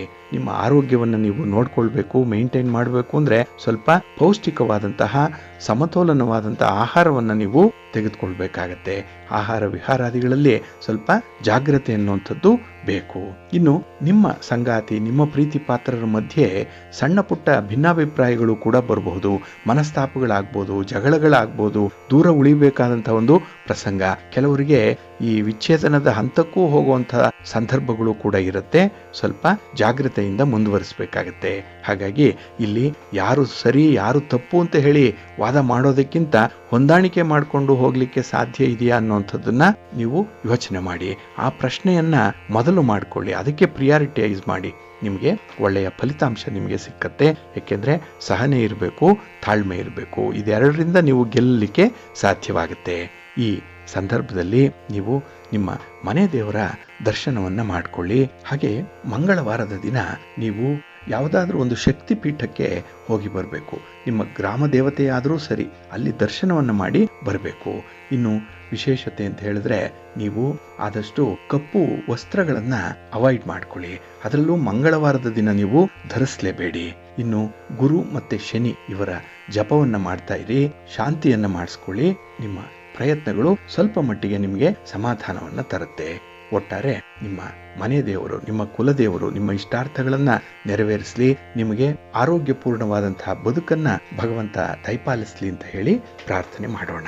ಇನ್ನು ಬಂಧುಗಳೇ, ನಾವು ನಾಳಿನ ಕಾರ್ಯಕ್ರಮದಲ್ಲಿ ಧನುರಾಶಿ, ಮಕರ ರಾಶಿ, ಕುಂಭರಾಶಿ ಮತ್ತೆ ಮೀನ ರಾಶಿಯವರಿಗೆ ಈ ಪರಾಭವನಾಮ ಸಂವತ್ಸರ ಯಾವ ಫಲಗಳನ್ನು ತರ್ತಾ ಇದೆ ಅನ್ನುವಂಥ ವಿಚಾರಗಳನ್ನ ನೋಡೋಣ. ಎಲ್ಲರಿಗೂ ಕೂಡ ಭಗವಂತ ಸಕಲ ಸನ್ಮಂಗಳಗಳನ್ನ ಕರುಣಿಸ್ಲಿ. ಒಳ್ಳೆಯದಾಗ್ಲಿ.